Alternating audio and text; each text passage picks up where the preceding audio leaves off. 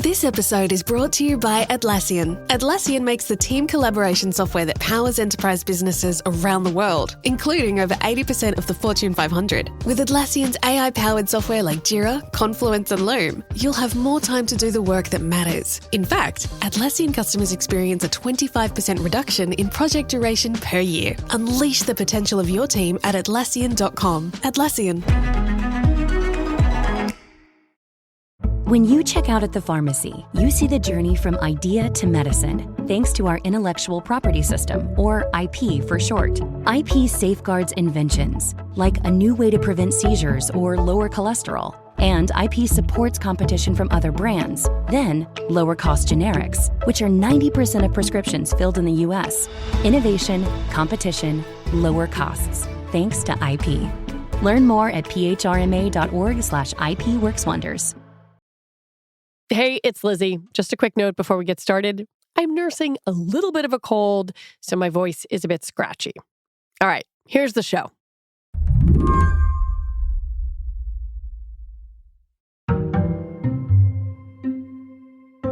Drew Harwell is a great reporter. He covers tech for The Washington Post, and he's broken all kinds of interesting news. So I'm willing to admit that my first question to him this week was a little random. Drew, what is boxballin'?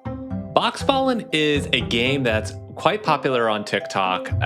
You may have seen it being played by Khloe Kardashian, Bill Gates, Tom Brady. It's effectively a bouncy ball that you strap onto your head and you kind of stand in place and you box the ball back and forth and you try and get a high score. It's recorded on your TV. It's a simple little goofy game that, you would probably swipe past a million times on TikTok. And it's also something that Robert F. Kennedy Jr. himself has advertised. He made his own video and did actually fairly well at boxballin'. So it's Robert F. Kennedy Jr., 70-year-old guy, standing in a room surrounded by a group that looks like maybe 20s and 30-year-olds. And he's doing the box ball, and he's standing in front of the TV, boxing the little bouncy ball on his head. He gets a high score, and he just, erupts.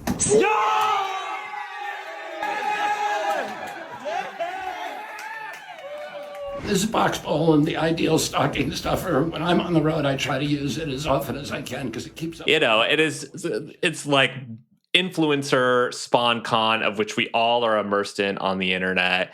And yet, it's kind of interesting because this is not just any old influencer. This is a guy who may be running American healthcare in a couple weeks, advertising this product to all of us.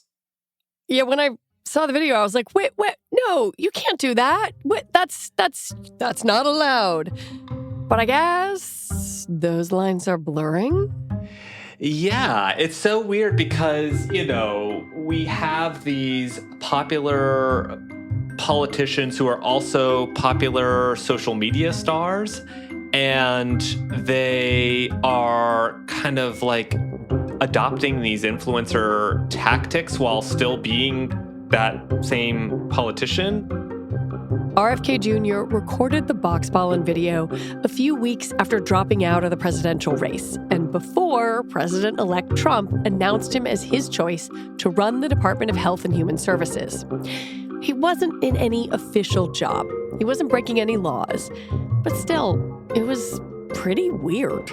When we think about politicians in our mind, they should have a totally different mission and goal that is divorced from selling us stuff. It should be like public service, running a government agency, not getting us to buy $30 goofy stocking stuffers, right? So it was such a strange thing to see, and yet it's very emblematic of kind of the new Trump era.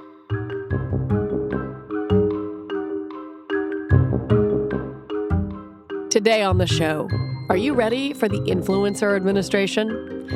I'm Lizzie O'Leary, and you're listening to What Next TBD, a show about technology, power, and how the future will be determined. Stick around.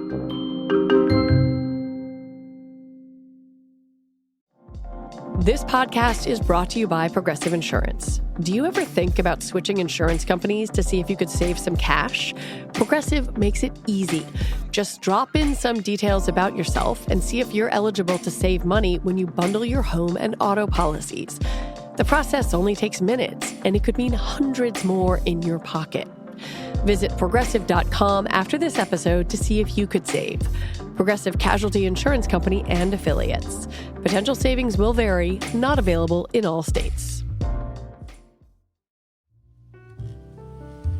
The ever-increasing tools professionals are expected to use to improve efficiency are actually causing their work to be fragmented and exhausting.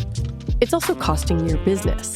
Grammarly delivers a consistent communication experience across your organization's ecosystem, so roadblocks at work get unblocked.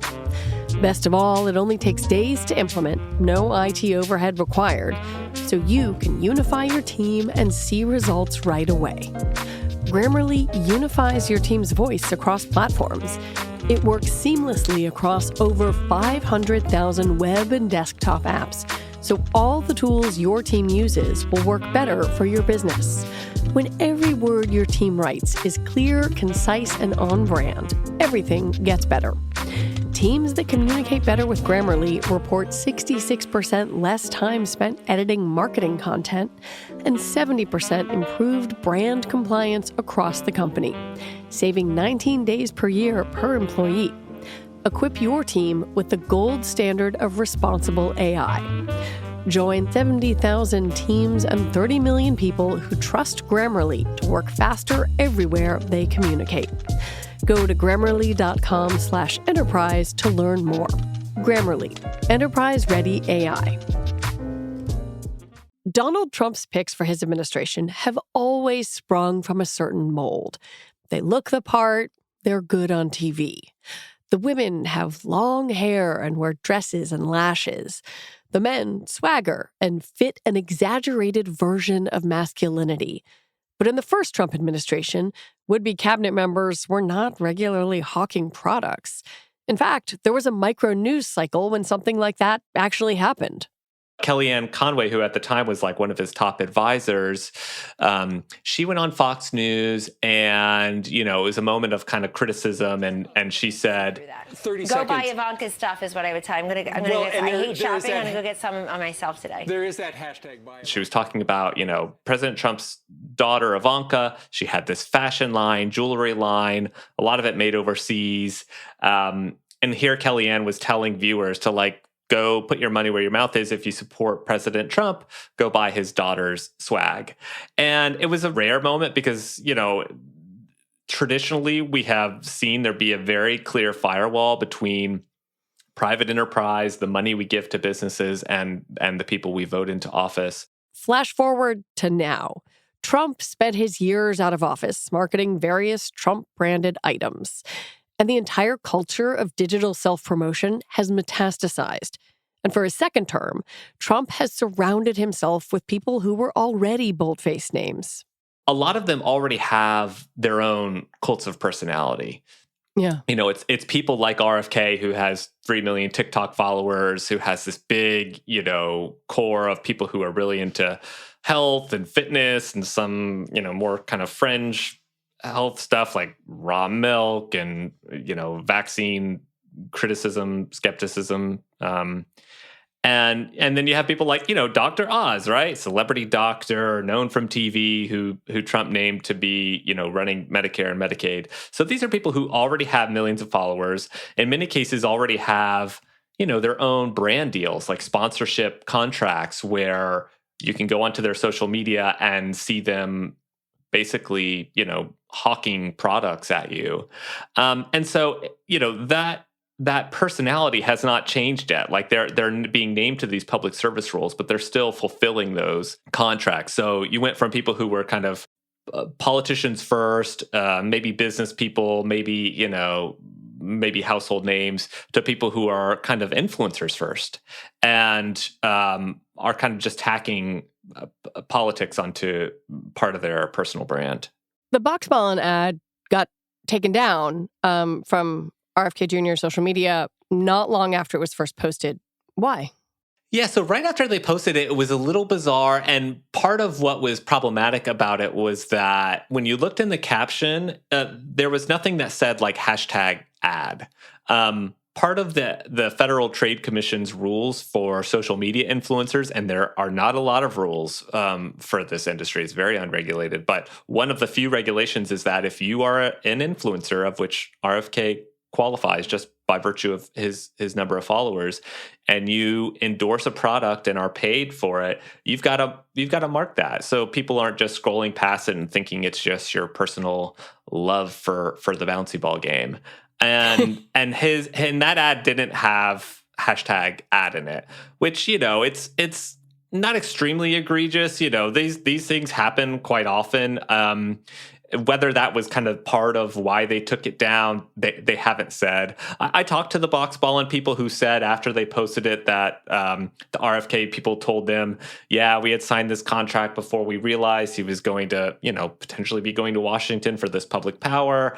And basically it just wasn't a good look. We just didn't want to keep it up. So there was some recognition there that it was a little bit of an awkward fit. But Box Ballin', they had no problem with it, right? They reposted the video even after I talked to them. They posted on TikTok and Instagram, so you can still, go onto their Facebook page and see, America's potentially next health czar, using this private company's product. So it was a weird situation all the way around. There was also a weird and obviously calculated moment on RFK Jr.'s wife's Instagram. He is married to the actress Cheryl Hines, and she tried to sell her followers on her skincare label while he was behind her, seemingly naked in the shower. You can't take a shower. I'm doing a video. No, you got to give me a second. I'm doing a video for Hines and Young. Okay, honey.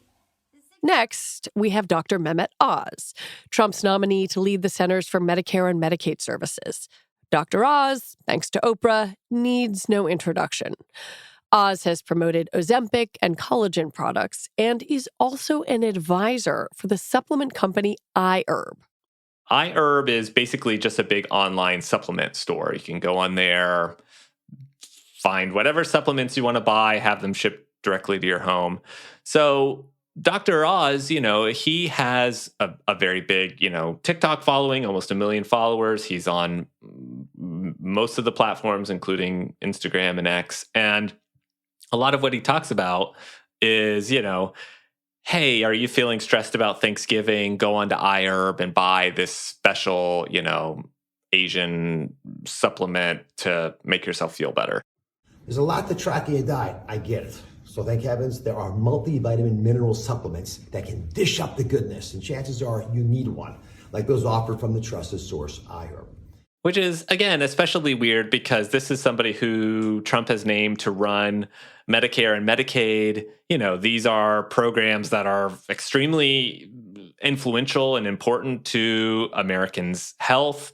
And these are agencies that, get involved in the purchasing decisions, the financial decisions of how our country spends our money. So, if this is a guy who's telling you to take these specific supplements through this one specific store, are these really the right decisions for all Americans' healthcare, for all our financial spend? And the thing about these conflicts of interest is that even the perception of a conflict is problematic. Even if, he goes into office and never tells anybody to buy supplements off iHerb because now he's a public figure. Like it warps our ability as like American citizens, consumers to, appreciate, is he giving it to me straight, or is he just going along with it because iHerb, is paying him as a celebrity endorser? We should be clear that federal employees are banned from doing this kind of thing when they are in office. They are not supposed to use their office to endorse products. But we're in this weird place now, and I guess I'm trying to parse out what the end goal might be here. Is it to make some money now in this period before, let's assume they're confirmed, that they are confirmed? Or is it, I have these partnerships, then maybe I divest, and then at the end of the administration, they come back to me and I'm even more powerful? Yeah, I think that's the big question. And I think a lot of this hinges on, like you said, we're just in this liminal space where a lot is happening very quickly. These names are being thrown out very quickly. The inauguration isn't for more than a month. And these people have a level of fame to where they already have these months-long, sometimes years-long promotional relationships that they're just fulfilling because they were fulfilling those beforehand. But you also, like you said, you have to play this out in the long term. Are they going to go in office and potentially still be fulfilling these relationships and in a way that could break the law? Or, after they leave office, could they go right back to those companies or other companies and utilize the stature and the imprimatur that they gained from being a Washington figure to, play out even more endorsement relationships, just really fulfill that influencer dream? When we come back, will they divest? Won't they divest? If the boss doesn't do it, why should the underlings?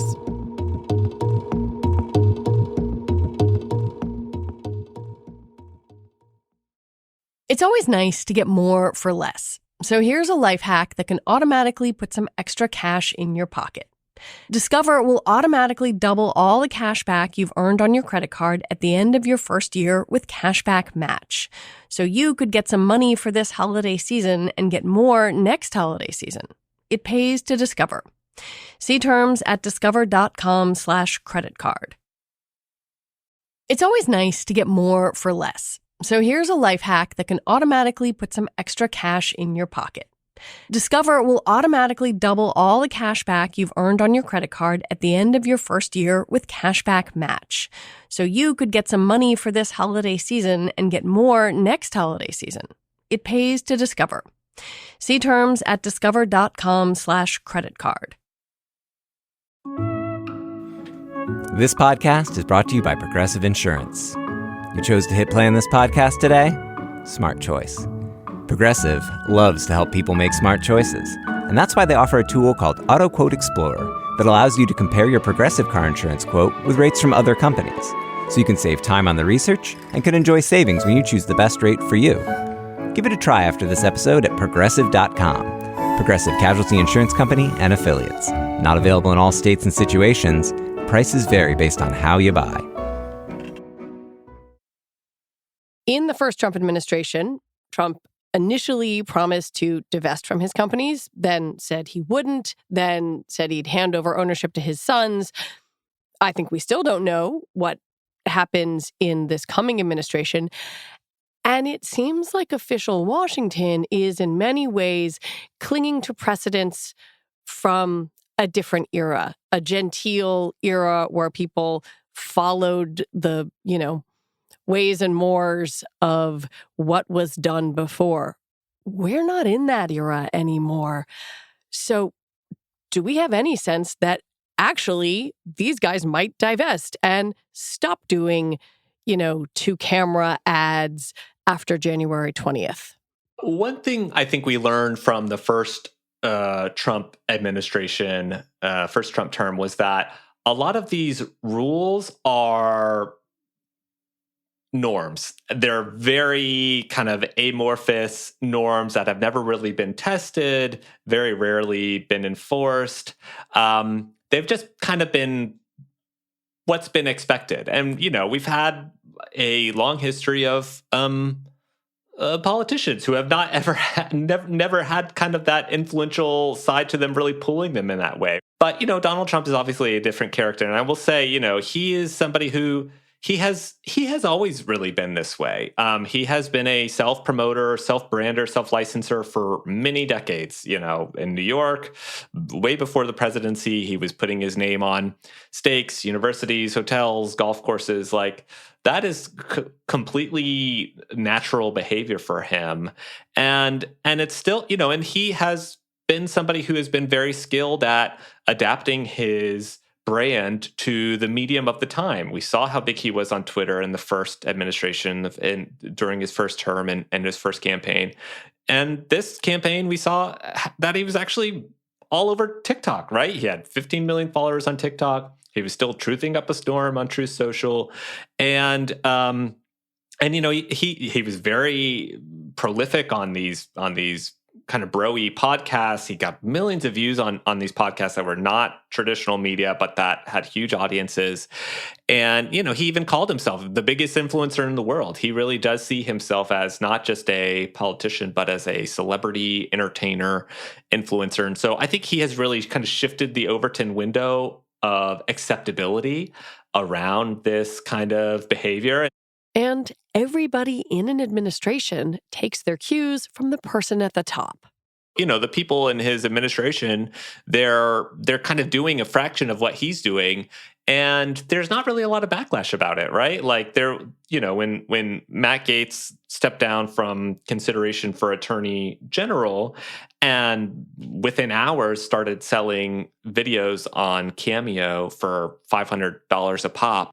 What's up, Deb and Terry? This is Matt Gaetz. I wanted to wish you a very special happy Thanksgiving. You've got a terrific son-in-law, Eric, and I know there was some, you know, kind of giggling about it, but there wasn't really big, like, no Republicans were coming out and saying, this is odd, this is trading on your political fame, you know, stop doing this. It was just kind of like, okay, well, that's the way of the world. So, yeah, I think, you know, from the first Trump term, I still remember there was all of these kind of mini dramas at the time around the emoluments clause, right? These like very old constitutional edicts about, you know, how politicians could get money and the potentials for conflicts of influence. And there were all these, you know, as we saw during the Trump term, there were all these little scandals that were raised as things that would really torpedo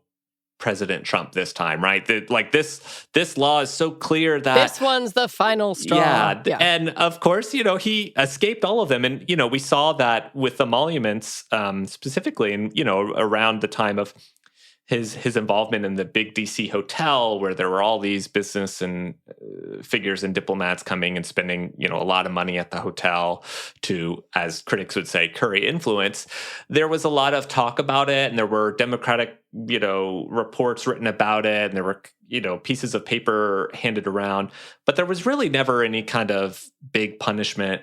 There was never any clear enforcement that changed the behavior. And so the behavior really didn't change. And this time, you know, I think it could be the same. You know, we still have these institutions and these agencies that look at things like this. We still have the Federal Trade Commission, again, like I said, that looks at how influencers comport themselves online. We still have, you know, the Office of Government Ethics, right, that requires certain disclosures. So I don't think that stuff is going away. But if the guy at the top is, you know, adopting these behaviors, and a lot of the people are following him, and there's no clear, you know, set of rules to define, you know, the TikTok, Instagram, SponCon, all of these concepts were obviously never in the Constitution. You know, these are things we're just kind of making up as we go along. But even beyond things like SponCon, the idea of influencing has always been about connecting with audiences, whether you're a direct-to-consumer brand or a politician, which is why it makes sense that the Trump campaign relied so heavily on podcasts this year. That might continue in the administration. Elon Musk and Vivek Ramaswamy have promised Dogecast, a podcast that is allegedly going to chronicle the duo's slashing of the government budget. So Vivek Ramaswamy, you know, very popular right-wing bomb thrower, former pharmaceutical executive. He runs his own podcast right now called The Truth Podcast. And both Ramaswamy and Musk have talked about, you know, they really want to savage the government budget. They want to trim whole agencies. They want to slash spending by a third. You know, they want to cut trillions of dollars out of the government spending. And, you know, the idea that those would be kind of played out in, you know, grisly detail on a weekly podcast. It just, again, it's something we have never seen before. I think part of that is interesting from a Ramaswamy kind of self-promotional aspect.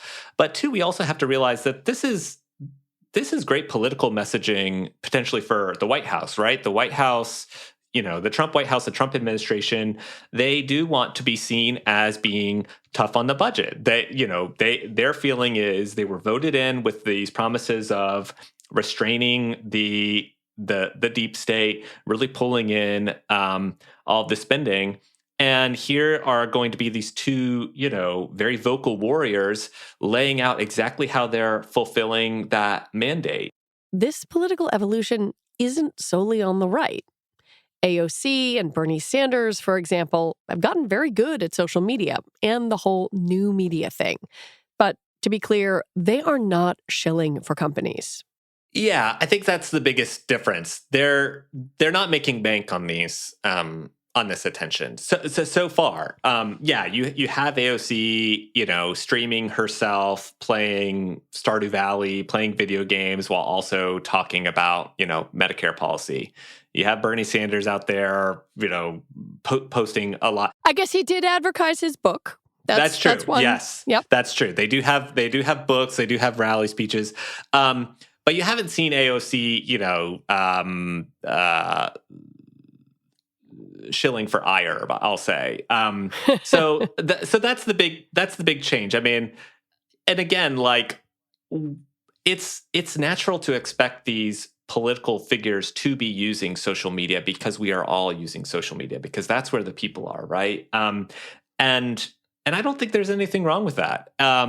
But it's when you get to the point where there's a private player involved whose goal is to sell swag to the same audience. So yeah, I think that's the biggest change. Where does this end? Is there some future where it's like, hey, it's my mom's birthday. I'm gonna buy a cameo from the President of the United States. That feels so deeply wrong. But I wonder if it's out of the realm of possibility. Yeah, I don't know where it does end. And actually, one of the interviews I did for this that I found really interesting was this professor who was talking about this idea of influencer creep. In the old times of only a couple of years ago, we saw influencers as this kind of niche group who was all about online clout, who did all of this kind of self-promotional cringe stuff, and we all kind of laughed about it. But they were really good at building an audience, getting attention, promoting themselves. And those tactics have sort of moved to expand traditional media players, like people who never had to do those influencer tactics before, but now are starting to adopt them because that's just the way of the world and because it works. It's possible that we just reach a point where this all just feels very crude and off-putting. As you can see from Matt Gaetz's Cameo page, there are a lot of people who paid him $500 for a 2-minute video asking for happy birthday. But these things have peaks and valleys too.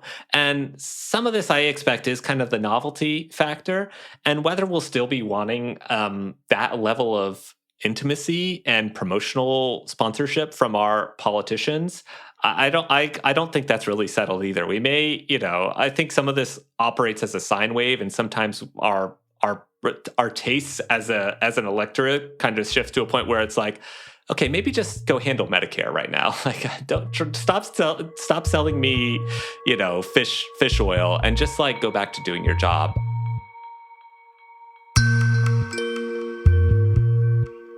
Drew Harwell, it's always such a pleasure to talk to you. Thank you. Yeah, thanks for having me.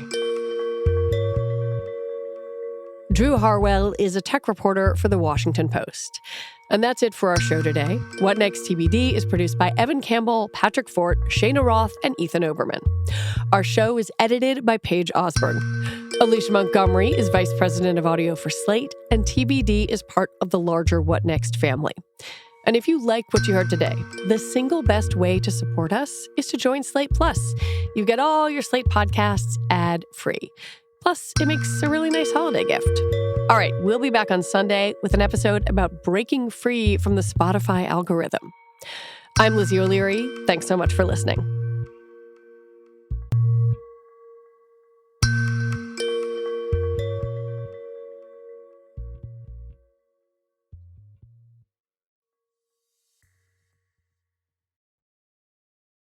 Hello, it is Ryan, and we could all use an extra bright spot in our day, couldn't we? Just to make up for things like sitting in traffic, doing the dishes, counting your steps, you know, all the mundane stuff. That is why I'm such a big fan of Chumba Casino. Chumba Casino has all your favorite social casino-style games that you can play for free anytime, anywhere with daily bonuses. So sign up now at ChumbaCasino.com. That's ChumbaCasino.com. Sponsored by Chumba Casino. No purchase necessary. VGW Group. Void where prohibited by law. 18+. Terms and conditions apply.